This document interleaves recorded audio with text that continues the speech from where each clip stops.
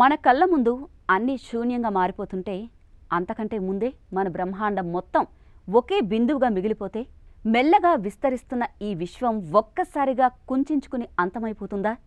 శాశ్వతంగా విస్తరించడమే మన భవిష్యత్తా, లేక ఎప్పుడో ఒకరోజు మనందరము ఒక బిందువులో కలిసిపోతామా? తాజా అధ్యయనం ప్రకారం ఈ ప్రశ్నలకు ఓ అద్భుతమైన ఆశ్చర్యపరిచే సమాధానం దొరికింది. మన విశ్వం సుమారు 13.8 బిలియన్ సంవత్సరాల వయసులో ఉంది. ఇప్పటివరకు చాలామంది శాస్త్రవేత్తలు భావించింది ఏంటంటే ఇది ఎప్పటికీ ఆగకుండా విస్తరిస్తూనే ఉంటుంది.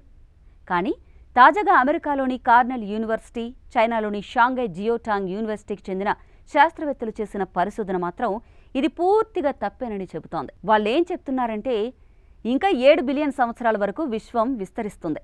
కానీ ఆ తర్వాత పరిస్థితి మారిపోతుంది. మెల్లగా విశ్వం తనంతట తానుగా కుచించుకుపోవడం ప్రారంభిస్తుందని చెప్తున్నారు. చివరికి ఇది పూర్తిగా కూలిపోతుందని, అంటే బిగ్ క్రంచ్ అనే ఘట్టం వస్తుందని స్పష్టంగా ఊహిస్తున్నారు. ఇదిలా ఎందుకు జరుగుతోంది? అసలు దీనికి కారణం ఏంటి అనుకుంటున్నారా? ఇదిగో దీని వెనుక ఉన్నది డార్క్ ఎనర్జీ.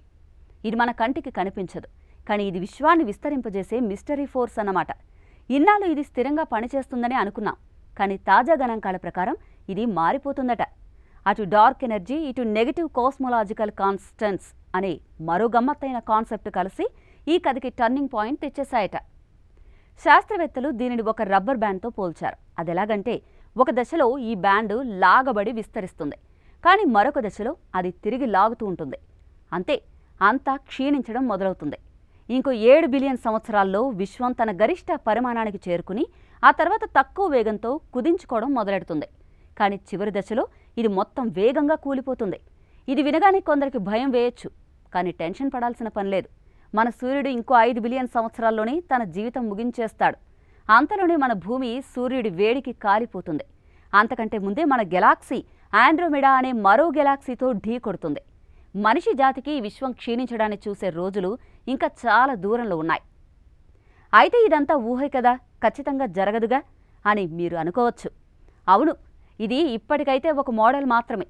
దీనిలో చాలా తేడాలు ఉండొచ్చు, కానీ ఈ మోడల్ ఒక స్పెషాలిటీ ఏంటంటే దీన్ని పరీక్షించొచ్చు. ఈ దశాబ్దంలో ప్రారంభమయ్యే కొన్ని కొత్త టెలిస్కోప్ ప్రాజెక్టులు డార్క్ ఎనర్జీ గురించి ఇంకా క్లియర్గా చెప్పగలవు. అప్పుడు ఈ బిగ్ క్రంచ్ సిద్ధాంతం నిజమా కాదా అన్నది మనం అర్థం చేసుకోవచ్చు. అందుకే మనం ఈ విశ్వంలో ఎంత చిన్నవాళ్ళమో గుర్తుంచుకోవాలి. మన చుట్టూ ఉన్న ప్రపంచం ఎప్పటికీ ఇలాగే ఉండదు కదా. మనం చూస్తున్న నక్షత్రాలు, గెలాక్సీలు అన్నీ ఒకరోజు చిన్న బిందువులో కలిసిపోతాయి. ఇది భయపడే విషయం కాదు, మనం ఎప్పటికీ ఈ విశ్వంపై శాశ్వతం కాదు అని గుర్తు చేసే విషయం.